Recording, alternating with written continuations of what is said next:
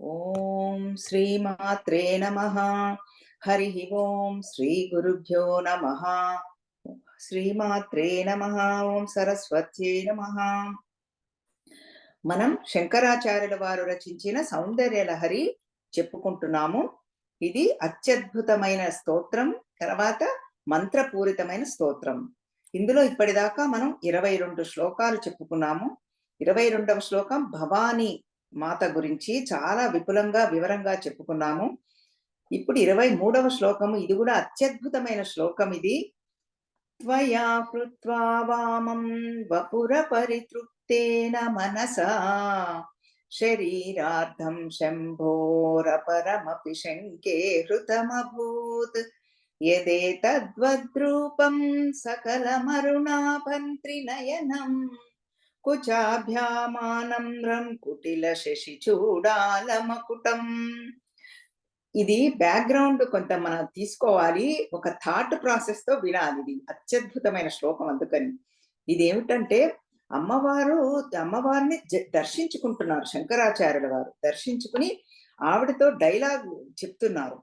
ఏమంటే, అమ్మా నువ్వు ఏం చేశావంటే, అసలు పరమశివుడే దయాళువు, కృపామయుడు, కరుణామయుడు.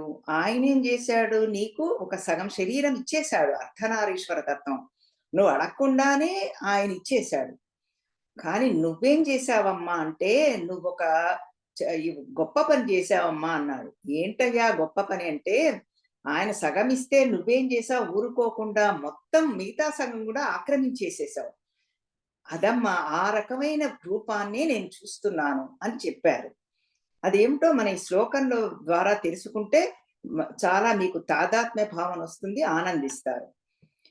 త్వయా హృత్వా వామం వపుర పరితృప్తేన మనసా. అమ్మ భగవతి, ఆ శంభుని యొక్క శరీరార్థం శంభోహో, ఇక్కడ దాకా తీసుకోవాలి మనం. ఆ పరమశివుడు ఏం చేశాడు, నీకు అర్ధ శరీరం ఇచ్చేశాడు, అయినా నువ్వు తృప్తి చెందలేదమ్మా, నీకు సాటిస్ఫాక్షన్ రాలే. నువ్వేం చేశావు, మొత్తం మిగతా ఈ వామభాగం అంటే ఈ లెఫ్ట్ సైడే కాకుండా, ఎడమ వైపే కాకుండా నువ్వు కుడివైపును కూడా ఆక్రమించేసేసావు. ఆయన్ని మొత్తం ఆక్రమించేశావమ్మా అన్నారు. అదేమిటయ్యా అలా అంటావంటే, నేను చెప్తానమ్మా, ఉండమ్మా నేను చెప్తాను. ఇది భక్తుడి యొక్క లక్షణం. ఆ భగవంతుడినే డిమాండ్ చేయగలడు. భగవంతుడు కూడా అదే అంటాడు, నేను భక్త పరాధీనున్నయ్యా. ఇది మనకి భాగవతంలో వస్తుంది, అంబరీషోపాఖ్యానంలో. మన దుర్వాస మహర్షి విష్ణుమూర్తి అందరి దేవతల దగ్గరికి వెళతాడు. మా వల్ల ఏం కాదయ్యా, మా డిపార్ట్మెంట్ అయిపోయింది, నువ్వు మళ్ళీ ఆ అంబరీషుడి దగ్గరికి వెళ్ళు, అతనే నిన్ను కాపాడుతాడంటారు. అందుకనే మేం కూడా భక్త పరాధీనులమి అంటారు పరమాత్మ. అట్లాగే ఇక్కడ కూడా శంకరాచార్యుల వారు అమ్మవారి యొక్క భక్తుడు. అందుకనే అమ్మవారిని ఇలా అడక్కడుగుతున్నాడు చూస్తూ. అలాగే చూస్తూనే పాచికలాడారు. మధుర మీనాక్షి దేవాలయంలో అమ్మవారు చాలా ఉగ్రరూపంగా ఉండేది. తామసిక శక్తులు, అది ఎందుకు వచ్చింది, ఈ తామసిక శక్తులతో అందరూ పూజలు చేయటం మొదలుపెట్టారు. సాత్విక తేజస్సు తీసేశారు. అలా కొన్నేళ్లు జరగగా అమ్మవారికి అవి ఆవాహనం చేసేసుకుంది. అప్పుడు శంకరాచార్యుల వారు ఏం చేశారు, అమ్మవారిని దర్శింప చేసుకుని అమ్మవారికి కండిషన్ పెట్టారు. అమ్మా నువ్వు నాతో పాచికలు ఆడాలి అన్నారు. పాచికలంటే చెస్, ఇలా అష్టాచెమ్మ ఇలా ఆడేది గవ్వలతో. సరే నేను ఆడతాను అని అమ్మవారు ఎవరు గెలిస్తే వాళ్ళ మాట వినాలి అన్నారు. అమ్మవారు ఏమనుకున్నారు, నేను ఈ చిన్నవాడి ముందర నేను ఎలా ఓడిపోతాను, నేను గెలుస్తాను, ఆవిడ నో ప్రాబ్లం అని ఆ షరతుకు ఒప్పేసుకున్నారు. ఆడేశారు. సుందరీశ్వరుడు చూస్తూ కూర్చున్నాడు పరమశివుడు. అంతే. అంటే ఇంకా భక్త పరాధీనుడు కదా శంకరాచార్యుల వారే.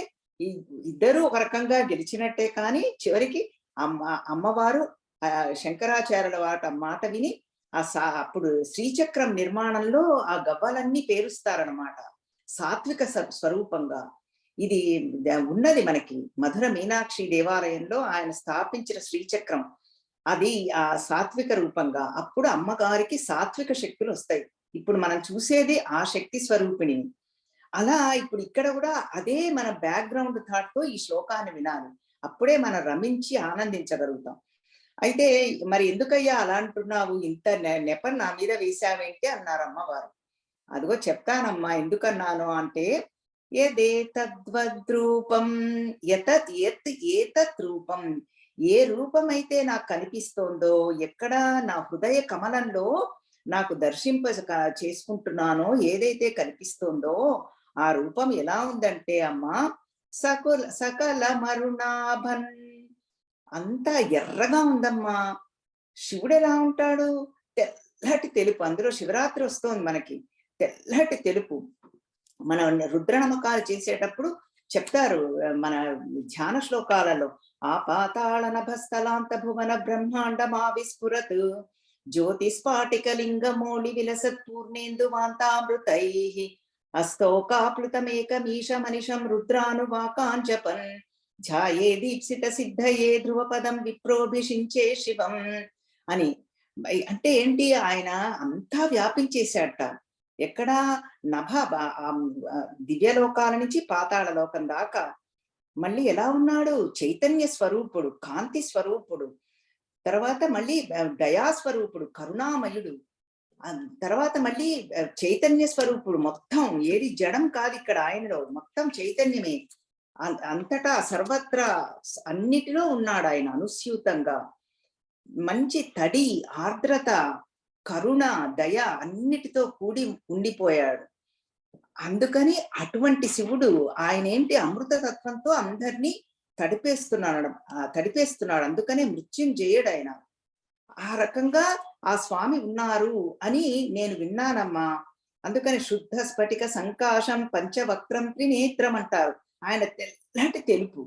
మరి నాకెక్కడా తెల్లపే కనిపించటం లేదు, మొత్తం ఎరుపే కనిపిస్తుంది. ఎరుపేమో నీ నీ నీ సంకేతం సర్వారుణ, మన లలితా సహస్రనామంలో చూసుకున్నాము. అందుకని నాకు ప్రూఫ్ కూడా ఉంది. నాకు అందుకని మొత్తం ఎరుపే కనిపిస్తోంది. మరి నన్ను ఏం చేయమంటావు? త్రినయనం, 3 నయనాలు అంటే 3 కళ్ళు. వీటికి కూడా ప్రతీకలు ఉన్నాయి. ఎందుకు ఇలా చెప్తున్నారని అది చూద్దాం. కుచాభ్యామానమ్రం, ఈ స్తనయుగ్మముతో బరువుతో కొంచెం వంగిన నడుముతో నాకు కనిపిస్తున్నావమ్మా. కుటిల శశి చూడాల మకుటం, ఆ చంద్రవంక ఇలా, అది ఎక్కడుంది? మళ్ళీ కిరీటంలో ఉంది ఆ చంద్రవంక. అట్లా కనిపిస్తున్నావమ్మా నాకు నువ్వు. అందుకని నాకు శివుడు ఎక్కడా కనబడట్లేదు. నువ్వు ఆ తృప్తి లేదమ్మా నీకు అసలు. ఆయనేమో భోళా శంకరుడు, పాపం నీవు అడగకుండానే ఇచ్చాడు. నీకు తృప్తి లేకుండా నువ్వు మొత్తం ఆక్రమించేశావు అని అన్నారు. అయ్యో ఇంత అభాండం వేసేసావయ్యా శంకర అంటే అమ్మవారు, అవునమ్మా సరే పోనీలే నిజమే నువ్వు అన్నాను గాని నాకు శివుడు కూడా కనిపిస్తున్నాడమ్మా. ఎందుకంటే ఆ త్రినయనం చూసావా, అది శివుడికి ఉంది నీకు ఉంది తల్లి. ఓకే ఒప్పుకుంటున్నాను. ఆ పారవస్యంలో అనేశాను గాని అవునమ్మా త్రినయనం, ఆ 3 కనులు పరమశివుడికి సంకేతం. తర్వాత చంద్రలేఖ ఉంది చూసావా, అది కూడా పరమశివుడికి ఉందమ్మా. అవి రెండిటి వల్ల ఆయన కూడా ఉన్నాడు అని నేను ఒప్పుకుంటున్నాను తల్లి అన్నారన్నమాట. అందుకని ఈ శ్లోకం అంత గొప్ప శ్లోకం, చక్కగా ఆనందింపచేసే శ్లోకం అన్నమాట. మరి అరుణవర్ణం సంకేతాలు, ఇవి సంకేతాలు చూసుకోవాలి. అది ఆయన ఊరికినే పెట్టేసేలేదు శ్లోకాలు. అరుణవర్ణం అంటే ఎర్రటి ఎరుపు రంగం. ఇది అనురాగానికి సంకేతం. ప్యాషనేట్ అంటారు. ఆ ప్రేమకి, అనురాగానికి సంకేతం. తర్వాత కిరీటము సర్వేశ్వరత్వానికి సంకేతం. అంటే అన్నిటినీ జయించటం, ఇంద్రియ లోలత్వం లేకుండా సాధకులకి సంకేతాలు ఇవన్నీ. మనసుని జయించటము, ఇంద్రియాలను జయించటము, దేహము నేను కాదు అని అనుకోవటము, ఇవన్నీ ఇవి దానికి సంకేతంగా కిరీటం అన్నమాట. మరి చంద్రరేఖ ఉంది కదా, చంద్రరేఖది ఏమిటంటే ఆహ్లాదానికి, ప్రసన్నతకి సంకేతం. స్తనయుగ్మం ఉంది అంటే మన అమ్మవారి యొక్క వక్షోజాలు. అవి దేనికి? మాతృస్వరూపం, ఆదిపరాశక్తి, ఆది జనని తల్లి, అందరికీ తల్లి, చరాచర జగత్తుకి తల్లి ఆవిడ. కదిలే వాటికి, కదలని వాటికి, వృక్షాలకి, క్రిమికీటకాదులకి, పశుపక్షాదులకి, మానవులకి అందరికీ కూడా అమ్మ జగజ్జనని. అందుకని ఆ స్తనయుగ్మము జగత్ పోషకత్వానికి సంకేతము. అవే సూర్యుడు చంద్రుడు అని కూడా చెప్తూ ఉంటారు. సూర్యుడి వలననే మనందరము పోషింపబడుతున్నాము, తర్వాత మనకి రక్షింపబడుతున్నాము. ఈ చంద్రుడి వలన ఏమిటి, ఓషధి స్వరూపుడు. ఆయనంతా ఉన్న ప్రకృతిలో ఉన్న ఆ బలాన్నంతా తీసుకుని రాత్రిపూట అందుకనే పువ్వులు వృక్షాలు అన్నీ పెరుగుతూ ఉంటాయి. అది ఓషధి స్వరూపుడు చంద్రుడు. ఆ స్తనయుగ్మం వాటికి సంకేతం అన్నమాట. 3 కన్నులు అన్నారు. 3 కన్నులు త్రికాల జ్ఞానానికి సంకేతం. అంటే భూత భవిష్యత్ వర్తమానాలకి 3 కాలాలకి సంకేతం. అమ్మవారు కాలాతీత, కాలము కూడా అమ్మవారి నుంచే వచ్చింది. అది అందుకని ఇవన్నీ కూడా సంకేతార్థాలుగా ఈ శ్లోకంలో చక్కగా పెట్టేసేసి, ఇది అమ్మవారికి అయ్యవారికి అంటే పరమశివుడికి పార్వతీమాతకి అభేద స్థితిని సూచిస్తున్నారు ఈ శ్లోకంలో. అది సో అందుకని లలితా సహస్రనామ పరంగా శ్రీకంఠార్థ శరీరిణి, శివశక్త్యైక రూపిణి, శివప్రియ, శివపర, ఈ నామాలన్నీ మనకి సరిపోతాయి. ఇది మనం చక్కగా చెప్పుకున్నాము. ఇప్పుడు మళ్ళీ పారాయణ చేసుకుందాం. త్వయా హృత్వా వామం వపుర పరితృప్తేన మనసా శరీరార్థం శంభోర పరమపి శంకే హృతమభూత్ యదేతద్వద్రూపం సకలమరుణాభం త్రినయనం కుచాభ్యామానం రం కుటిల శశి చూడాలమకుటం. మనం ముందర శ్లోకానికి వెళ్ళబోయే ముందర జస్ట్ సమ్మరీగా చెప్తాను. అమ్మవారిని దర్శించుకుంటూ, అమ్మా నువ్వు పరమశివుడు నీకు అర్ధ శరీరాన్ని ఇచ్చేశాడమ్మా, అయినా నీకు తృప్తి కలగలేదు, నువ్వు ఆయన్ని మొత్తం ఆక్రమించేశావు, అంతా నేను ఎరుపు రంగునే చూస్తున్నాను, కానీ సరే తర్వాత నేను పరమశివుణ్ణి కూడా చూడగలుగుతున్నానమ్మా. ఆ త్రినయనము చంద్రలేఖ అవి 2 ఆయనకి సంకేతము, పరమశివుడికి సంకేతార్థంగా చూడగలుగుతున్నానమ్మా. అందుకని ఇద్దరిది అభేద స్థితిని మనకి చూపిస్తున్నారు. ఈ సౌందర్య లహరి మొత్తం అలాగే సాగుతుంది, ఇద్దరు కూడా వేరు వేరు కాదు అని చెప్తారు, ఒకటే. ఇప్పుడు మనం 24వ శ్లోకంలోకి ప్రవేశిద్దాము. జగత్సూతే ధాత హరిరవతి రుద్ర క్షపయతే తిరస్కుర్వన్నేతత్ స్వమపి వపురీశ స్థిరయతి సదా పూర్వ సర్వం తదిదమనుగృహ్ణాతి చ శివః తవాజ్ఞామాలంబ్య క్షణచరితయోః భ్రూలతికయోః. ఇది కూడా మళ్ళీ అత్యద్భుతమైన శ్లోకం. ఇక్కడ మనకి పంచకృతి, ఇది ఈ శ్లోకం కొంచెం వివరంగా చెప్పుకోవాలండి, ఎందుకంటే చాలా పాయింట్స్ ఉన్నాయి. ఇది కొంచెం టెక్నికల్ కూడా ఉంటుంది, మనకి అన్ని వివరంగా చూసుకుందాము. ఇదేంటంటే మనందరికీ తెలుసు సృష్టి స్థితి లయ అని. సృష్టికారకుడు బ్రహ్మదేవుడు. ఆయన యొక్క సృష్టి అంటేనే సృజనాత్మక శక్తి, అంటే క్రియేటివిటీ. ఏది క్రియేట్ చేయాలన్నా నాలెడ్జ్ ఉండాలి. అందుకని ఆయన యొక్క శక్తి ఎవరు, సరస్వతీదేవి. ఆ శక్తినే భార్య అని చెప్పేశారు. భార్య భర్త అంటే మనకి బాగా అర్థమవుతుంది, ఎందుకంటే మనం ఆ సంబంధాలతోనే చూస్తాము, మన మనసుకి పట్టుకోగలం, ఓహో వీళ్ళిద్దరూ భార్యాభర్తలు అని. కానీ ఆ బ్రహ్మదేవుడి యొక్క సృజనాత్మక శక్తి సరస్వతీదేవి, ఆ ఇచ్చే శక్తి అన్నమాట, ఆ నాలెడ్జ్. అందుకని సరస్వతీదేవిని మనకు జ్ఞాన స్వరూపిణిగా కొలుచుకుంటాము. తర్వాత స్థితికారకుడు విష్ణుమూర్తి. ఆ విష్ణుమూర్తికి ఏ స్థితికారకుడు అంటే మెయింటెనెన్స్ ఆర్ సస్టైనింగ్ చేయాలంటే ఏం కావాలి, 2 విషయాలు కావాలి. ఈ ఇల్లు కానీ, సేవా సంఘాలు కానీ, ప్రపంచంలో కానీ, రాజకీయ మార్గంలో కానీ ఎక్కడైనా సరే, ఒకటి ఐశ్వర్యం ఉండాలి, ధనమూలమిదం జగత్, అందరికీ తెలిసిందే, డబ్బు కావాలి. రెండవది ఏం కావాలి, పాజిటివ్ క్వాలిటీస్ ఉండాలి. ఏ ఆర్గనైజేషన్ నిలబడాలన్నా ఇంట్లో అయినా సరే పాజిటివ్ క్వాలిటీస్, ఐశ్వర్యం అన్నారు దానిని మన సంస్కృతంలో. ఐశ్వర్యం అంటే మనం డబ్బు అనుకుంటాము, డబ్బుకి ధనం అనే పదం వాడారు. ధనం ఐశ్వర్యం 2 కావాలి. అందుకని విష్ణుమూర్తికి ఆ శక్తి ఎవరు, లక్ష్మీదేవి అని పెట్టారు. ఆ భార్య అని చెప్పేశారు. అట్లా చెప్తే మనకు అర్థం అవుతుందని. కానీ ఆయన యొక్క శక్తి అది లక్ష్మీదేవి, ఎందుకంటే ఆ విష్ణుమూర్తి స్థితికారకుడు. 4వది లయ. లయ అంటే ఏమిటి, మనం అన్నిటినీ తన లోపలికి తీసేసుకోవటం. ఇది మన 3 మనకి తెలుసు ఈ క్రియలు. సృష్టి, స్థితి, లయ. అది చేసిందెవరు? రుద్రుడు. ఆ రుద్రుడి యొక్క డిస్ట్రక్షన్ ఏదైనా నశింపచేయాలంటే చాలా శక్తి కావాలి. శక్తి అంటే ఏమిటి? మన చూడండి ఎంత ఆశ్చర్యమో. క్రియేటివిటీ కావాలంటే జ్ఞానం కావాలి. ఏదైనా సంహారం చేయాలంటే శక్తి కావాలి. ఇంట్లో అయినా సరే భార్యాభర్తల మధ్య పోట్లాటలు వస్తే శక్తి కావాలి. ఇద్దరు ఒకళ్ళకొకళ్ళు పోట్లాడుకుని ఆర్గ్యూ చేసుకుంటే చాలా శక్తి వేస్ట్ అయిపోతుంది. పిల్లలతో అరిస్తే చాలా శక్తి పోతుంది. ఎక్కడైనా కోపం పడ్డామనుకోండి అందరితో, ఈవెన్ వాట్సాప్ మెసేజ్‌లో కూడా కోపం మెసేజ్ పెడితే మన శక్తి మనకు పోతోంది. తర్వాత ఎక్కడైనా సరే రాజకీయ నాయకులు కూడా పోట్లాడుకుంటుంటే గట్టి గట్టిగా అరుస్తారు. పోట్లాట వచ్చినప్పుడు కదండీ శక్తి పోతుంది. అదే మనం సామ్యంగా ఉన్నామనుకోండి, సౌమ్యంగా మెల్లిగా మాట్లాడతాం. మన శక్తిని మనం దాచుకుంటున్నాం. అట్లాగే అందుకని రుద్రుడికి ఏం కావాలి? శక్తి కావాలి. ఆ శక్తినే పార్వతీదేవి అన్నారు. అందుకని ఇక్కడ ఏమైంది? మన ఈ 3 మనందరికీ తెలుసు. సృష్టి, స్థితి, లయ ఇప్పటిదాకా. కానీ ఇందులో శ్రీ విద్య ప్రకారం, శ్రీ విద్య అంటే అమ్మవారి యొక్క జ్ఞానం. ఇందులో ఇంకా 2 శక్తులున్నాయి. అందుకనే పంచకృత్య పరాయణ అన్నారు. పంచ అంటే 5, కృత్యం అంటే చేసేటటువంటిది. ఆ 5 పనులు చేయటం అన్నమాట. 3 అయిపోయినాయి మనకి సృష్టి, స్థితి, లయ. ఇంకా 2 ఉన్నాయి. అవి 2 ఏమిటి? తిరోధానము, అనుగ్రహము. అవి 2. ఇది ఉపనిషత్తులో కూడా మనకి వస్తుంది. అందుకని శ్రీ విద్య స్పెషాలిటీ ఇది.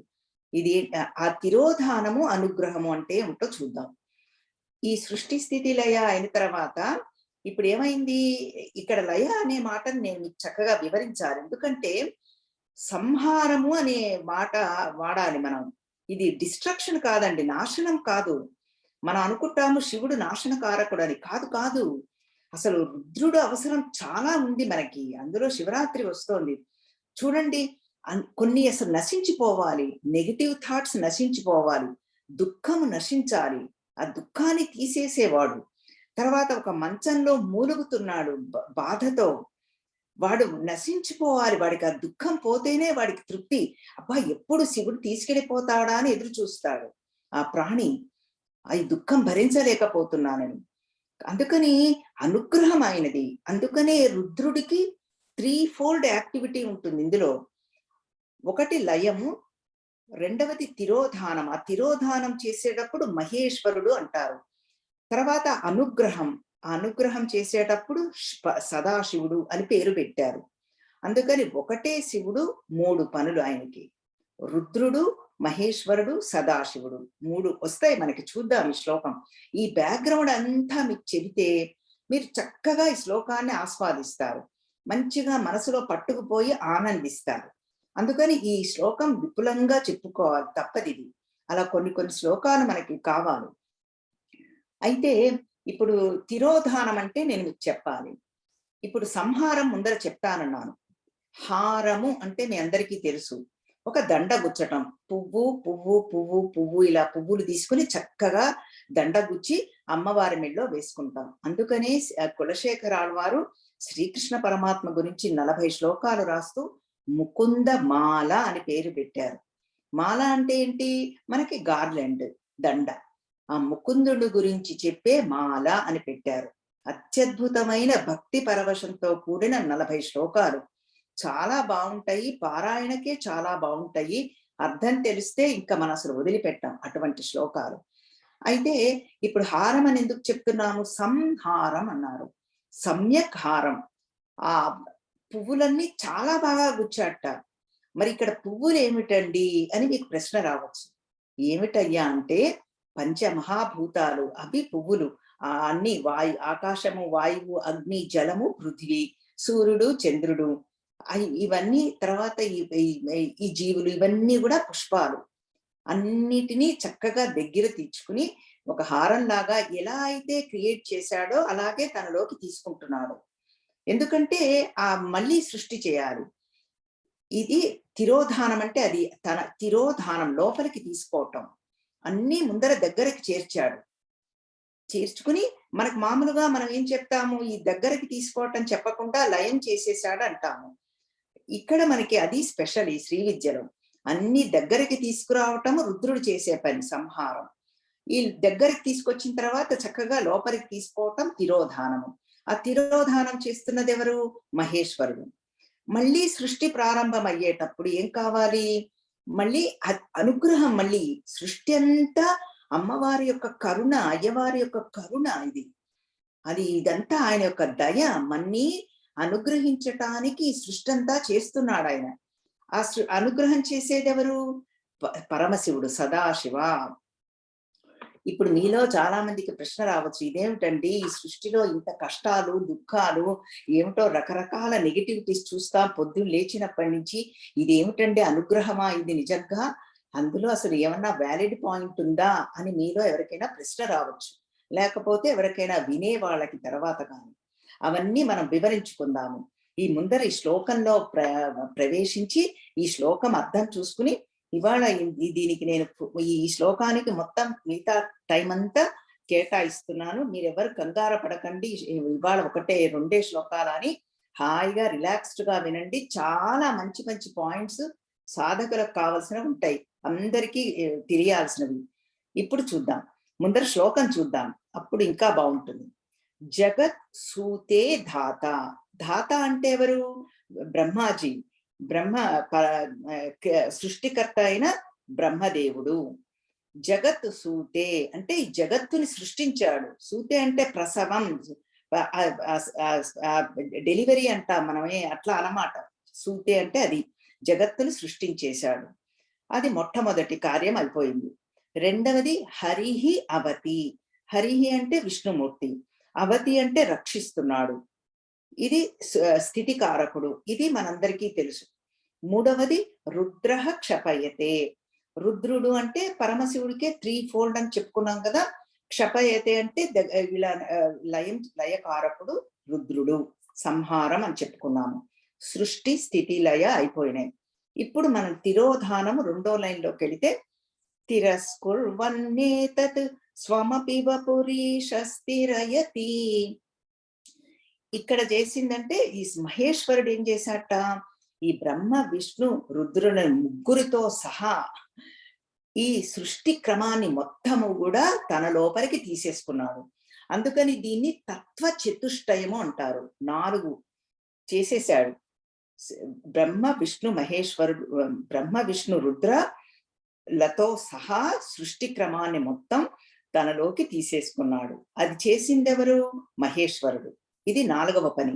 దీని పేరు తిరోధానం అని పేరు పెట్టారు. ఇది మనకి లలితా సహస్రనామంలో కూడా వస్తుంది. ఇప్పుడే చెబితే మీరు చాలా ఆస్వాదిస్తారు, ఎందుకంటే ఇందులో చాలా మంది లలితా సహస్రనామం పారాయణ చేసేవాళ్ళు ఉన్నారు. సృష్టికర్త్రి బ్రహ్మరూప సృష్టికర్త్రి బ్రహ్మరూప, గోప్త్రి అంటే రక్షించటం, గోప్త్రి గోవింద రూపిణి, సంహారిణి రుద్రరూప, తిరోధానకరి ఈశ్వరి. తిరోధానం అక్కడ వచ్చింది. ఈశ్వరి ఇదే మహేశ్వరుడు అన్నారు ఇక్కడ. ఈశ్వరి సదాశివానుగ్రహద పంచకృత్య పరాయణ, 5 కృత్యములు. ఇప్పుడు మనకి 4 చేసేసుకున్నాము. ఇప్పుడు 5వ దానికి వెళుతున్నాం. సదా పూర్వ సర్వం తదిదమనుగృహ్ణాతి చ శివః. అది అనుగ్రహకారకుడు ఎవరు? సదాశివుడు. ఈ ముందర ఉన్న సృష్టినంతా కూడా చక్కగా మళ్ళీ బయటికి పెట్టేస్తున్నాడు. మహాగ్రాస మహాశన, అమ్మవారి నామం. గ్రసనం తీసేసుకుందిట ఆవిడకి లోపలికి, ఉన్నట్టుగా. స్వాలోడు, గల్పుడు, అంతే. మన అన్నం దీని ముద్దలు లాగిచ్చేస్తాం కదా, కొత్త ఆవకాయ చక్కగా నెయ్యి కలుపుకుని ముద్దలు లాగిస్తాం, అలా లాగిచ్చేసాడు. గ్రసనం చేసేసి మళ్ళీ సృష్టి క్రమాన్నంతా చక్కగా బయట పెట్టాట పరమశివుడు. అది ఇదంతా ఎలా జరుగుతోందమ్మా అంటే, తవాజ్ఞామాలంబ్య క్షణ చలితయోర్భ్రూలతికయో. ఇదంతా నీ యొక్క ఆజ్ఞ ప్రకారం జరుగుతోందమ్మా. ఈ ఆజ్ఞ కూడా నువ్వు ఎలా చేస్తున్నావు? కనుబొమ్మల యొక్క కదలిక వలన వీళ్ళందరూ నీ కనుసన్నలలో మెలుగుతున్నారమ్మా. ఈ దేవతలందరూ కూడా, బ్రహ్మదేవుడు, విష్ణుమూర్తి, రుద్రుడు, మహేశ్వరుడు అందరూ కూడా నీ కనుసన్నలలో మెదిలి నీ యొక్క కనుబొమ్మల కదలిక ద్వారా ఈ సృష్టి అంతా స్థితి లయము అన్నీ చేయగలుగుతున్నారమ్మా అని చెప్పారు ఈ శ్లోకంలో. ఈ శ్లోక అర్థం చూసుకున్నాము. ఇది మళ్ళీ ఇందులో బీజాక్షరాలు ఉన్నాయండి. ఇది మళ్ళీ మన లలితా సహస్రనామంలోకి ప్రవేశించారు. వదన స్మర మాంగళ్య గృహ తోరణ చిల్లిక అన్నారు. చిల్లిక అంటే కనుబొమ్మలు. ఆ కనుబొమ్మలు ఎలా ఉన్నాయట? ఆ మన్మధుడి యొక్క గృహానికి ఇలా తోరణాలలాగా ఉన్నాయి. మన మామిడి తోరణాలు, తర్వాత బంతిపూల తోరణాలు ఇవన్నీ కడుతూ ఉంటాం. గృహద్వారానికి ఈ ద్వారాలు ఎక్కడ ఉంటే అక్కడ. మీ అందరికీ తెలుసు తోరణం అంటే ఏమిటో. ఆ మన్మధుడి యొక్క గృహానికే అట్లా తోరణంలాగా ఉన్నాయిట అత్యద్భుతంగా. ఇప్పుడు వదన, వదన అంటే అంటే వదనం అంటే 2 అర్థాలు ఉన్నాయండో. వదనం అంటే ఈ వదన ముఖం, వదనం అంటే నోరు అని కూడా అర్థం ఉంది. కానీ ఇక్కడ వదనం అంటే మనం ముఖము తీసుకోవాలి. ఆ వదనం అంటే ఐం బీజం, జ్ఞాన స్వరూపిణి ఐం బీజం. స్మర అంటే మన్మధుడు, అది క్లీం బీజం. మాంగళ్య అంటే సౌహు బీజం. గృహ అంటే శ్రీం బీజం. అందుకనే గృహలక్ష్మి అంటారు మన వాళ్ళు. గృహము గృహలక్ష్మి అన్నారు, ఇంటికి ఇల్లాలని. అందుకని మనం ఎప్పుడు తక్కువ చేసుకోకూడదండి. ఆఫ్టర్ ఆల్ నేను హౌస్ వైఫ్ ని అనుకోకూడదు. మన గృహలక్ష్మి, ఇంటికి దీపం ఇల్లాలు అన్నారు. అందుకని మనం సామాన్యులం కాదు, ఇంత గృహాన్ని నడుపుతున్నాము. అందరూ ఎంతో మంది ఆధారపడి ఉన్నారు. ఇంత ఇచ్చింది అమ్మవారు మనకి శక్తిని. అందుకని శ్రీం అన్నారు, లక్ష్మీ స్వరూపలం. అందుకనే చక్కగా తయారవుతూ ఉంటాం. అందుకనే కరుణ గారు ఎప్పుడు మనకి చాంటింగ్ వచ్చినా ఏమొచ్చినా ఈ చీరలు కట్టుకోండి అని కలర్స్ పెడుతూ ఉంటారు. మనం ఉన్నవన్నీ బయటికి తీయడానికి. ఎందుకు? మన లక్ష్మీ స్వరూపలం. అందుకని ఇదేదో మన చీరల ప్రదర్శన కాదు ఇక్కడ. మనం లక్ష్మీ స్వరూపం, అమ్మవారిలా స్వరూపం. అందుకని అమ్మవారి లాగానే మనం ఉండాలి చక్కగా. అది అందుకని ఇది ఇక్కడ మనకి గృహ తోరణ. తోరణ అంటే హ్రీం బీజం. హ్రీం అంటే భువనేశ్వరి బీజం. ఇవన్నీ కూడా ఈ బీజాక్షరాలు ఇక్కడ పెట్టేశారనమాట. అందుకని భ్రూహు అన్నారు కదా. భ్రూ అంటే కనుబొమ్మలు. ఈ ధ్యానం చేస్తే, ఈ శ్లోక పారాయణ చేస్తే మనకేమవుతుందంటే బీజాక్షరాలు పఠనం చేసినంత శక్తి వస్తుంది, ఆ ఫలం వచ్చేస్తుంది. అందుకని ఇవన్నీ మంత్రమయాలు, శక్తిపూర్వకములు ఈ శ్లోకాలన్నీ కూడా. ఇది ఈ శ్లోకానికి అర్థము. ఇప్పుడు మనం అనుకున్నాము అనుగ్రహము అంటారేమిటండి అని చెప్పి. ఇది ఎలా అంటేనండి, ఇప్పుడు ఈ సృష్టి జరిగింది, అమ్మవారు ఎందుకు సృష్టి చేసింది? ఎంతో మంది జీవులున్నారు. మనుష్యులకే ఈ మోక్షము అని చేసి తెచ్చుకునే ఒక ఛాన్స్ ఉందన్నమాట. ఇది మనకి అమ్మవారు ఇచ్చిన ఈ ప్లాట్ఫామ్, ఈ జగత్తు, ఈ మనుష్య జన్మ. ఎందుకు? వాట్ ఈజ్ యువర్ పర్పస్ అని అడుగుతూ ఉంటారు. What is your goal? ఓ పెద్ద ఇదిగా మోటివేషనల్ స్పీకర్స్. ఏమీ లేదు, మనకు అమ్మవారు ముందరే చెప్పేశారు. మనకు సనాతన ధర్మం చెప్పి పెట్టేసింది. ఏమిటది? నీకెందుకు వచ్చింది మనుష్య జన్మ? మనకి మోక్షం తెచ్చుకోవడానికి వచ్చింది. చక్కటి అవకాశం మనకి అమ్మవారు మన అనుగ్రహించింది. అయితే ఇక్కడ మళ్ళీ ఇది అందరం మళ్ళీ మీకు సందేహం రావచ్చు. సరేనండి, బాగుంది, కానీ అసలు చాలా మందికి మోక్షం అంటేనే తెలియదు అసలు. తర్వాత రెండోది, పోనీ మనలో కూడా కొంతమందిలో చక్కగా విన్నాము, సత్సంగాలకు వెళ్ళాము, ఎన్నో జపాలు చేశాము, దేవాలయాలకు వెళ్ళాము, మహాత్ములను సందర్శించుకున్నాము, మహాత్ముల సేవ చేశాము, ఈ సత్సంగాలకి రండి రండి అని అందరినీ పిలుస్తున్నాము, ఎన్నో పారాయణలు చేశాము. పోనీ కానీ మాకు ఆ మోక్షాన్ని సంపాదించుకోవలసిన అర్హత కానీ, లేకపోతే దాని మీద గోల్ కానీ, లేకపోతే అంతటి ఉన్నత స్థాయి లేదు. మరి వాళ్ళ పని ఏమిటి అని ప్రశ్న వస్తుంది. అందుకని ఇప్పుడు ఇది మోక్షం వచ్చేసింది. ఇప్పుడు ఇప్పుడు మనతో ఉన్న వాళ్ళలో మహానుభావులు అని ఎవరికి మోక్షం వచ్చిందో తెలియదు. ఎందుకంటే ఇదంతా ఇంటర్నల్. మోక్షం అంటే ఏం లేదండి, మనలోనే సంతోషం ఉన్నది, ఆనందం మనలోనే ఉంది. నా ఆనందం కోసం నేను ప్రపంచం మీద గాని, వ్యక్తుల మీద గాని, పరిస్థితుల మీద గాని ఆధారపడి ఉండను అని తెలుసుకోవటమే. ఆ మనసులో నానా తర్జన భర్జన పడకపోవటమే మోక్షం అంటే. అందరినీ ఇంక్లూజివ్, ఎప్పుడూ చక్కగా ఆనందంగా నందతి నందతి. అంతకంటే ఏం లేదు మోక్షం అంటే. మనం ఎప్పుడు ఏం చేస్తాము? గడిచిపోయినవో, గడవబోయేవో ఏవో తవ్వుకుంటూ ఎప్పుడు ఏదో ఒక డిస్టర్బెన్స్‌గా పెట్టుకుంటాం మన మనసుని. అంతే తప్ప చక్కగా అసలు ప్రశాంత స్వరూపం మన తత్వం అసలు. కానీ అందులో మనం ఉండం. ఈ సత్సంగాలు వింటున్నప్పుడు ఏమవుతుందంటే మన స్వరూపంలోకి మనం వెళ్ళగలుగుతాం. ఈ సత్సంగం అయిపోగానే మళ్ళీ మొదలు. ఇది మనందరికీ అనుభవమే. కానీ అది సరే అది ఒక పద్ధతి. ఇప్పుడు ఏమవుతుందంటే ఇలా విన్నవాళ్ళు చక్కగా పరిణితి చెందిన వాళ్ళు, ఉత్తమ సాధకులు, ఉన్నతులు మోక్షం పొందేశారు. మోక్షం అంటే ఈ జీవాత్మ వెళ్లి పరమాత్మలో ఐక్యమైపోయింది. సరే బావుంది.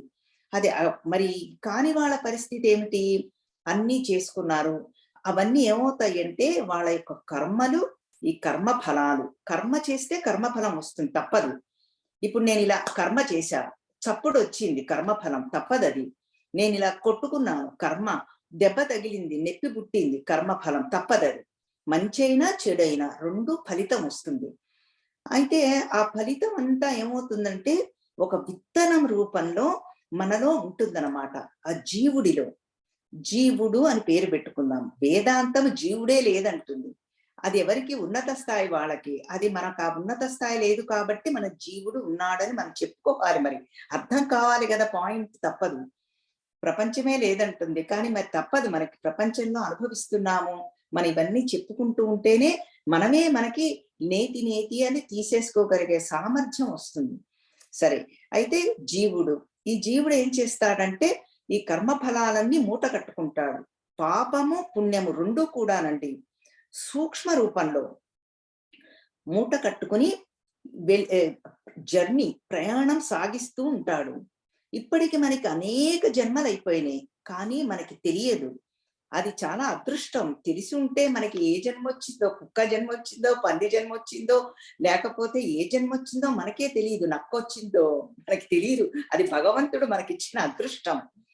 అది మనకి తెలీదు. ఇప్పుడొచ్చిందేమిటయ్యా అంటే చక్కటి మనుష్య జన్మ. అదే మనకి తెలిసింది. చక్కగా నేను సాధన చేసుకోగలను అని మనకి తెలుసు. ఎందుకంటే మన సత్సంగాలకి అటెండ్ అవుతున్నాం కాబట్టి. అది తెలియని వాళ్ళు కూడా చాలా మందున్నారు. వాళ్ళ జోలికి మనం వెళ్ళొద్దు. మనకనవసరం అది. ఇప్పుడు మన విషయం మనం చూసుకోవాలి. అయితే ఈ జర్నీ సాగించాము. ఇప్పుడు గనక మనం మంచిగా ఉన్నతాధికారణమవుతే ఇప్పుడు మనం మోక్షం పొందవచ్చు. లేదు ఇది మళ్ళీ ఛాన్సు. ఈ ఛాన్స్ గూడా నాకు ఉన్నతాధికారం లేదండి పోనీ అంటే, మళ్ళీ ఈ శరీరం ఇక్కడ విడిచిపెడతాము. మనందరికీ తెలుసు ఈ పంచమహాభూతాలతో ఆకాశము, వాయువు, అగ్ని, జలము, పృథివీతో తయారైన ఈ శరీరాన్ని ఇక్కడే వదిలేస్తాము. ఆకాశం మహాకాశంలో కలిసిపోతుంది. వాయువు మహాకాశంలో కలిసిపోతుంది. అగ్ని మహా అగ్నిలో కలిసిపోతుంది. అంటే సమష్టి. టోటాలిటీలో ఉంది ఈ అగ్ని గూడా. మళ్ళీ వాయువు జలం జలంలో కలుస్తుంది. పృథివీ మట్టిలో కలిసిపోతుంది. ఇది తగల పట్టినా, తగల పెట్టకపోయినా, ఎవరైనా మన కోసం ఏడ్చినా, ఏడవకపోయినా, వెళ్ళిపోయారని సంతోషించినా, దుఃఖించినా ఇది మటుకు తప్పని పని. అందరం వెళ్ళిపోవాల్సిందే ఏదో ఒక రోజు. 100 ఏళ్ళో, 90 80 ఏదో ఒకటి. వాళ్ళ వాళ్ళ యొక్క ప్రారబ్ధ ప్రకారం కర్మ ఫలాలను అనుసరించి. అది అండర్‌లైన్ అంతే. మనం బర్త్‌డే సెలబ్రేట్ చేసుకుంటున్నామంటే మృత్యువుకి దగ్గరవుతున్నాం. మృత్యువు గురించి భయపడక్కర్లేదు ఇప్పుడు. అది అసలు పాయింట్ ఇక్కడ. అది మన వేదాంతం మనకన్నీ అది మన శాస్త్రాల యొక్క గొప్పతనం. ఎందుకంటే మన ఇది ఉదాహరణకి ఈ చీర విడిచేసి మంచి మనం మంచిగా నేను దీవించాననుకోండి, మంచి గొప్ప పట్టు చీర కట్టుకుంటాను. గొప్ప ₹1,00,000 పట్టు చీర కట్టుకుంటా. అట్లాగే ఇది కాపోతే ఇంకో శరీరం మంచిగా వస్తుంది. ఇంకా బాగా సాధన చేసుకునేది. అందుకని మృత్యువు గురించి భయపడవలసిన పనేమీ లేదసలు. అది ఇప్పుడు ఈ మళ్ళీ ఇంకో ఛాన్స్, ఇంకో ఛాన్స్, ఇంకో ఛాన్స్ ఇలా ఇస్తూ ఉంటాడు భగవంతుడు. ఈ మోక్షం వచ్చేదాకా. మళ్ళీ పుడుతూ ఉంటాము. ఇది ఒక అండర్‌లైన్ ప్రిన్సిపల్ మన సనాతన ధర్మం ప్రకారము. అయితే ఇది మళ్ళీ భగవద్గీత ప్రకారం కొంచెం మనం విశ్లేషణ చేసుకుంటే మనకింకా బాగా అర్థమవుతుంది. ఈ ప్రశ్న మళ్ళీ కొత్తది కాదండి. ఇది పాత ప్రశ్నే. అంటే అర్జునుడు ఆల్రెడీ శ్రీకృష్ణ పరమాత్మను అడిగేశాడు. నాయనా నేనెన్నో చేశాను. ఏమిటేమిటో చాలా చేశాను. మరి నాకు మోక్షం రాలేదు. ఏమవుతుంది? మనకొచ్చే ప్రశ్న ఏమవుతుందిప్పుడు? నేను మళ్ళీ మొదటి నుంచి మొదలుపెట్టాలా? లేతే ఏమిటి నా పరిస్థితి అని.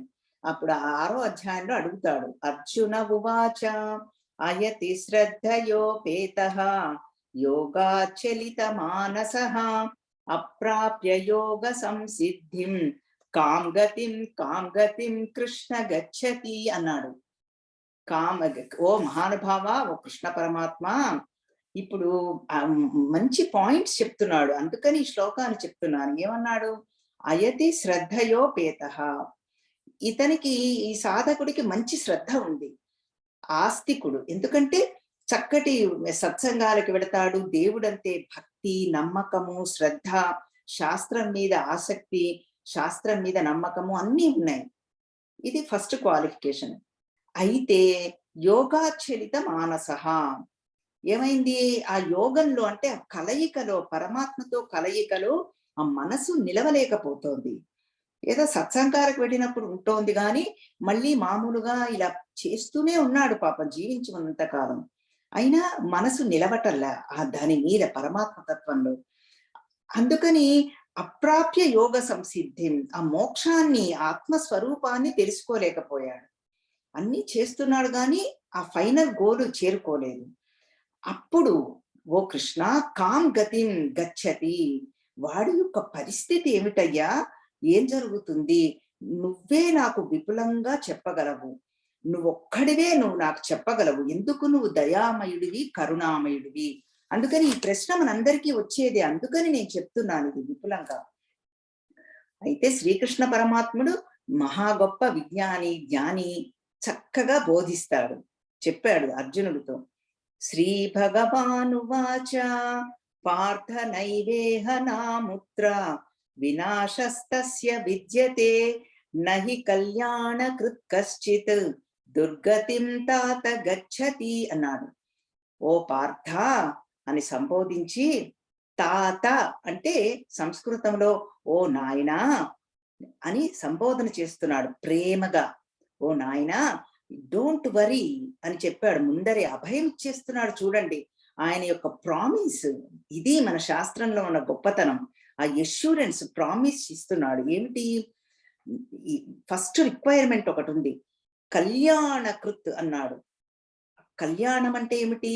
శుభప్రదమైనవి, మంచి పనులు, పాజిటివ్, అన్నీ పాజిటివ్ గా అన్నీ చేస్తున్నాడు. మంచిగా దేవాలయాలకు వెళ్ళటం, సత్సంగాలకు వెళ్ళటము, సత్సంగాలు ఏర్పాటు చేయటము, స్తోత్ర పారాయణలన్నీ నేర్చుకోవటము, చేయటము, అన్ని మంగళం పనులే, పాజిటివ్. అది కళ్యాణ చేస్తున్నవాడు. చేస్తున్నవాడికయ్యా ఇహ అముత్ర. ఇహ అంటే ఈ లోకంలో కానీ, అముత్ర అంటే మరణించిన తర్వాత వెళ్ళే లోకాలలో కానీ ఎప్పుడు కూడా నాశనం లేదయ్యా. అందుకని డోంట్ వరీ అని అష్యూరెన్స్ ఇచ్చేశాడు. ఈ మంగళమైన పనులు చేసే వాళ్ళకి ఎప్పుడు కూడా దుర్గతులు రావు. వాళ్ళకెప్పుడు కూడా మంచి మంచిగా ఇంకా ఇంకా పైకి పైకి ఊర్ధ్వలోకాలు వెడుతూ ఉంటారు. ఎందుకంటే ఇవన్నీ సూక్ష్మ లోకాలు, మనకి కంటితో కనబడేవి కావు. అందుకని మనోనేత్రంతో చూడగలము, జ్ఞాన నేత్రంతో చూడగలము, కానీ చర్మచక్షువులతో చూడలేము. అందుకనే శ్రీకృష్ణ పరమాత్మ విశ్వరూప సందర్శన యోగంలో దివ్యం దదామి తే చక్షు అన్నాడు. అర్జునుడి విశ్వరూప సందర్శనం చూడాలని కోరుకున్నాడు. నాయన అర్జున, నువ్వు భక్తుడవే, కానీ నువ్వు ఈ చర్మచక్షువులతో నా స్వరూపాన్ని చూడలేవు. అందుకని నేను దివ్య చక్షువులని నీకు ఇస్తాను. అప్పుడు నువ్వు చూడగలవు. అసలు ఆ దివ్య చక్షులతో కూడా చూసినా కూడా తట్టుకోలేకపోయాడు అర్జునుడు. అమ్మో నాయనా, నేను చూడలేకపోతున్నాను, ఈ విశ్వం అంతా వ్యాపించిన ఈ స్వరూపాన్ని నువ్వు త్వరగా ముగించుకో, నాకు కావలసింది చతుర్భుజుడవైన నీ ప్రసన్నంగా ఉన్న నీ రూపం అన్నాడు. అంతటి భక్తుడు, అంతటి యోధుడు, తక్కువవాడు కాదు అర్జునుడు. చిన్నప్పటి నుంచి శ్రీకృష్ణ పరమాత్మతో మెలిగిన వాడు, భీష్మ పితామహుడితో మెలిగిన వాడు, ధర్మాత్ముడు. అయినా కూడా చూడలేకపోయాడు. అంతటి తేజో రూపం పరమాత్మది. అయితే అందుకని మంచి పనులు చేసే వాళ్ళకి ఎప్పుడూ దుర్గతి లేదయ్యా అని చెప్పాడు. అంటే ఏమిటి? ఈ సూక్ష్మ శరీరం ప్రయాణిస్తూ ఉంది. ఏది ఈ జన్మలో మనం ఉన్నత స్థితికి వెళ్ళి మోక్షం పొందలేకపోయినా మనకి డోంట్ వరీ, ఇవి ఏవి మనకి వేస్ట్ పోవు. అందుకని ఉదాహరణకు చూడండి, కొంతమందికి చిన్న పిల్లలే ఎంతో బాగా భగవద్గీత చెప్తారు, ఎంతో బాగా పారాయణలు చేస్తారు, చిన్న చిన్న పిల్లలే సత్సంగాలకు వస్తూ ఉంటారు. ఉదాహరణ చెప్తా నేను. మీ అందరికీ తెలుసు 2014 to 2016 నేను మా వారు సాందీపని సాధనాలయ చిన్మయ మిషన్ ముంబైలో మేము చేరాము. ఆశ్రమంలో 2 ఏళ్ళు ఉన్నాం. మాకు మా స్వామీజీ బోధాత్మానంద గారు విపులంగా అన్ని మన శాస్త్రాలన్నీ విపులంగా శంకర భాష్యంతో సహా ఉపనిషత్తులు, భగవద్గీత, ఉపదేశసార, వివేక చూడామణి అన్ని చాలా బాగా నేర్పించారు. చక్కగా రోజు చెప్పేవాడు. అయితే అందులో ముందర అసలు చాలా మంది గ్రాడ్యుయేషన్ ఈజ్ రిక్వైర్మెంట్ అనమాట. 22 ఏళ్ల వాళ్ళే వచ్చేవాళ్ళు. 22 వాళ్ళకి చక్కగా చదువుకుని కొంతమంది అయితే మంచి మంచి కంపెనీస్ లో పెద్ద పెద్ద ఉద్యోగాల్లో ఉన్నవాళ్లే. కానీ వాళ్ళకి అసలు ఇందులో లేదు, నాకు ఆనందం లేదు, ఒక రకమైన ఎక్సైట్మెంట్ నాకు కలగటం లేదు. ఈ జీతం తెచ్చుకోవటము, పని చేయటంలో నాకు ఇంకేదో ఉంది, ఆ ఏదో తెలుసుకోవాలని ఉంది అని ఈ కోర్సులో చేరిపోయారు. అట్లా అన్నమాట. అంటే వాళ్ళకి ముందరే ఇంకా మొదలు పెట్టేస్తారు. అది అందుకని ఏది వేస్ట్ పోదు. కొంతమందికి అసలు 60 ఏళ్ల దాకా ఈ బుద్ధి పుట్టదు. కొంతమందికి 20 ఏళ్లకే పుడుతుంది. ఎందుకు ఇవన్నీ? వాళ్ళ యొక్క సూక్ష్మ శరీరం తయారుగా ఉందన్నమాట. అప్పుడు మనకు అడగకుండానే భగవంతుడి అవకాశాలన్నీ కల్పిస్తాడు. అది భగవంతుడిచ్చిన అష్యూరెన్స్. భగవంతుడు అంటే భగవతి కూడా, అమ్మవారు కూడా, ఇద్దరు ఒకటే తత్వంలో. అందుకని మంచి పనులు చేసే వాళ్ళకి ఎప్పుడూ దుర్గతి లేదయ్యా అని చెప్పి యథాకర్మ యథాశ్రుతం అన్నారు ఉపనిషత్తులో, కఠోపనిషత్తు. ఎవరి యొక్క కర్మ ఎలా ఉంటే, ఎవరి యొక్క జ్ఞానం ఎలా ఉంటే వాళ్ళకి ఇది కంటిన్యూయేషన్ గా ఉంటుంది అని. అందుకని మనం చేసే పనులు చాలా ముఖ్యంగా ఇంపార్టెంట్. ధర్మంతో కూడి ఉండాలి పనులు. శృతం జ్ఞానం ఎప్పుడు కూడా చక్కటి మాటలు, చక్కటి జ్ఞానాన్ని వినాలి, మంచి విషయాలు వింటూ ఉండాలి. అది అది దాని ప్రకారంగా మనకి జరిగిపోతూ ఉంటుంది. అందుకని ఏం చెప్పాడు? ప్రాప్య పుణ్య కృతాం లోకాన్. వాళ్ళ వాళ్ళ యొక్క పరిస్థితిని బట్టి చక్కటి పుణ్యలోకాలకు వెళ్ళిపోతారు. స్వర్గలోకం గాని ఎన్నో రకాలున్నాయి. సిద్ధులు, సాధ్యులు, పితరులు, గంధర్వులు, యక్షులు, చాణూరులు. ఈ చాణూరులు ప్రయాణించే పథంలోనే మనకి హనుమంతుల వారు ప్రయాణం చేశారు. ఎప్పుడైతే సముద్ర లంఘనం చేశారో సుందరకాండలో వస్తుంది, ఇది వాల్మీకి సుందరకాండలో. అయితే అందులో సముద్ర లంఘనం చేసేటప్పుడు ఏ మార్గంలో వెళ్ళాలి అని తండ్రి అయిన వాయుదేవుడితో స్మరించుకుంటే చాణూర మార్గంలో వెళ్ళాలి అని ఆదేశం వస్తుంది. ఇది ఒక పథం, ఒక మార్గం. ఇవన్నీ సూక్ష్మలోకాలు. అయితేట అదంతా అక్కడ రాస్తారు వాల్మీకి మహర్షి. ఆ వెళుతుంటే అత్యద్భుతమైన రూపం, ఆయన తెల్లటి కాంతిలాగా వెళ్ళిపోతున్నాడు ఫాస్ట్ గా. అలా ఆ విద్యాధర స్త్రీలందరూ కూడా వాళ్ళ వాళ్ళ యొక్క బాల్కనీలలోకి వచ్చి ఈ రూపాన్ని దర్శించుకుంటూ ఆ లోపలికి వెళ్ళి వాళ్ళ యొక్క భర్తలని, పిల్లలని అందరినీ పిలుచుకొచ్చి, చూడండి అయ్యా ఆ హనుమంతుల వారి రూపం అత్యద్భుతంగా, సుందర రూపం చూడండి, మళ్ళీ మనకి ఈ అవకాశం రాదు అని పిలుచుకొచ్చారట. అందరు స్త్రీలకి చక్కగా పిలుచుకుంటూ వచ్చి చెప్పారట. అంటే వాట్సాప్ మెసేజ్లు పంపించుకున్నారు. వాళ్ళు హైలీ టెక్నికల్. అప్పుడు మనం ఏదో అనుకుంటున్నాం, వాళ్ళకి అసలు వాళ్ళ టెక్నికల్ వేరు. వాళ్ళ మనసుతోనే కమ్యూనికేషన్, సంకల్ప మాత్రం చేతనే వాళ్ళు చేరిపోగలరు. మనం టైప్ చేయాలి, సెండ్ అని నొక్కాలి. ఆ రకంగా వాళ్ళు కమ్యూనికేషన్ తో చేసుకుని అత్యద్భుతమైన రూపాన్ని దర్శించుకున్నారు అందరూ కూడా. ఇవన్నీ అనేక రకములైన సూక్ష్మలోకాలు ఉన్నాయి. అందుకని చెప్తున్నాను ఈ పాయింట్. వాళ్ళందరూ కూడా ఈ పుణ్యలోకాలన్నీ అనుభవించి మళ్ళీ క్షీణే పుణ్యే మర్త్యలోకం విశంతి. వాళ్ళ యొక్క పుణ్యకర్మలన్నీ అయిపోగానే మళ్ళీ ఈ భూలోకానికి వస్తారన్నమాట. ఎందుకు? మళ్ళీ భగవంతుడు ఇంకొక అవకాశం ఇచ్చాడు. ఎందుకు? మళ్ళీ మోక్షం తెచ్చుకోవడానికి. ఎప్పుడు మనం అందుకని ఎప్పుడూ పెంచుకుంటూ ఉండాలి. అప్పుడు మనం ఉన్నత గతులకి వెళ్ళిపోతూ ఉంటాము. అది క్షీణేం. అది అప్పుడు మళ్ళీ ఇంకొక పాయింట్ చెప్పాడు. ఇప్పుడు ఇంత బాగా సూక్ష్మ శరీరం తయారైంది. 2 ఆప్షన్స్ చెప్పాడు. అవి 2 చూద్దాము. ఏమిటయ్యా అంటే శుచీనాం శ్రీమతాం గేహే అన్నాడు. వాళ్ళు బాగా చక్కగా మళ్ళీ వచ్చారు, మళ్ళీ భూలోకానికి వచ్చారు. అంటే పరిపక్వ స్థితిలో ఉన్న వాళ్ళది, మంచి కర్మలు చేసిన వాళ్ళకి మంచి జ్ఞానం, positive, full empowerment of positivity. వాళ్ళుట శుచీనాం అంటే మంచి ప్యూర్ హార్టెడ్ సోల్స్ అందరూ కూడా మంచి పరిస్థితులు, మంచి మనుషులు, మంచి కుటుంబంలో ఆవిర్భవిస్తారు. ఇంకొకటి ఏమిటంటే మనందరికీ నచ్చేది శ్రీమతాం గేహె అన్నారు. మంచి బాగా ఉన్నతులు, మంచి ధనికులు, ఐశ్వర్యవంతులు, ధనికులు ధనికులు, ఐశ్వర్యవంతులు 2. ఐశ్వర్యం కంటే మనందరికీ ధనం ఉంటేనే మనకి అందరికి ఇష్టం. ఎందుకంటే ధనం మీద తప్పదది. భగవంతుడు పెట్టిన సృష్టే. ఆ ఇంట్లో పుట్టిస్తాడనమాట. ఎందుకు మళ్ళీ వీళ్ళు ఏంటంటే ధనం కోసం పాకులాడక్కర్లే. అది ఏదో రకరకాల ఉద్యోగాలు చేయాలి, ఆ ఉద్యోగం చేస్తే తప్ప మా కుటుంబ పోషణ జరగదు, నా పోషణ జరగదని చక్కగా భగవంతుడు టేక్ కేర్ చేస్తున్నాడు. ఎందుకు? మనందరం ఆయన యొక్క బిడ్డలం. బిడ్డలని తల్లి తండ్రి తప్ప ఎవరు చూస్తారు చెప్పండి? శ్రీకృష్ణ పరమాత్మ తండ్రి, పరమశివుడు తండ్రి, అమ్మవారు తల్లి. ఏదనుకున్నా పర్వాలేదు, అమ్మవారు చూస్తుంది తల్లి.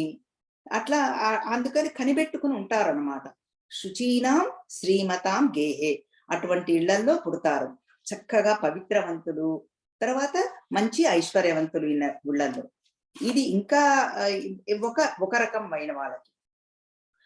ఈ ఈ పేరు కూడా పెట్టారండో, యోగ భ్రష్టుడు అని పేరు పెట్టారు. ఆ యోగం నుంచి చెలించిపోయిన వాడు, ఎక్కడైతే ఆ ఉన్నత స్థితికి చేరుకుని పడిపోయిన వాడు అనమాట. వాడి పేరు యోగ భ్రష్టుడు.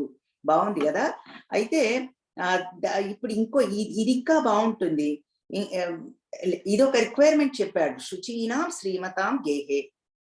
తర్వాత రెండవది, అథవా లేకపోతే, అథవా యోగినామేవా కులే భవతి ధీమతాం ఏతద్ధి దుర్లభతరం లోకే జన్మ యదీదృశం అన్నాడు. రెండవ ఆప్షన్ ఏమిటయ్యా అంటే, వీళ్ళు యోగులు ఉండే కులంలో పుడతారట. అంటే ఈ కుటుంబంలో అందరూ కూడా ఎప్పుడు సత్సంగాలే చేసుకుంటూ ఉంటారు, వేదాంత చర్చలు, తర్వాత ఎప్పుడు ఇవన్నీ వీటిల్లోనే ఉంటారు. అటువంటి యోగులు అంటే మహాపుణ్యాత్ములు. ఇప్పుడు మనం భాగవతంలో వింటూ ఉంటాము, భక్తుల కథలలో వాళ్ళ కుటుంబంలో ముగ్గురు అన్నదమ్ములు చెల్లెలైతే నలుగురు కూడా ఈ ఆధ్యాత్మ మార్గంలో ఉన్నవాడు యోగులు అన్నమాట. కుటుంబం మొత్తం అలా. అందుకని అలాంటి వాళ్ళు అయితే ఏతథి దుర్లభతరం అన్నాడు. ఈ లోకంలో అటువంటి జన్మ దుర్లభతరంట, చాలా కష్టమైనదయ్యా. అంటే ఎంతో గొప్ప సాధకులు అయితేనే అటువంటి జన్మ వస్తుంది. ఇంకా వాళ్ళకి ఆ జన్మలో ఒక పండిన పండు రాలిపోయినట్టుగా అంత చివరి దశలో ఉన్నారంతే. ఇంకా చక్కటి మోక్షమే ఇది, కానీ చాలా కష్టమైంది అని చెప్పాడు. ఈ 2 ఆప్షన్స్, ఒకటి శుచీనాం శ్రీమతాం గేహే, రెండవది యోగినామేవ కులే భవతి ధీమతాం అన్నాడు. అటువంటి ఉత్తమ పురుషులు వాళ్ళు అటువంటి కులంలో పుడతారయ్యా. అందుకని ఇదంతా ఎందుకు చెప్పుకుంటున్నాము? ఏది మనకి వేస్ట్ పోదు, భగవంతుడిచ్చిన మనకి అవకాశం ఇది. అందుకని ఈ అవకాశాన్ని మనం చక్కగా వినియోగించుకోవాలి.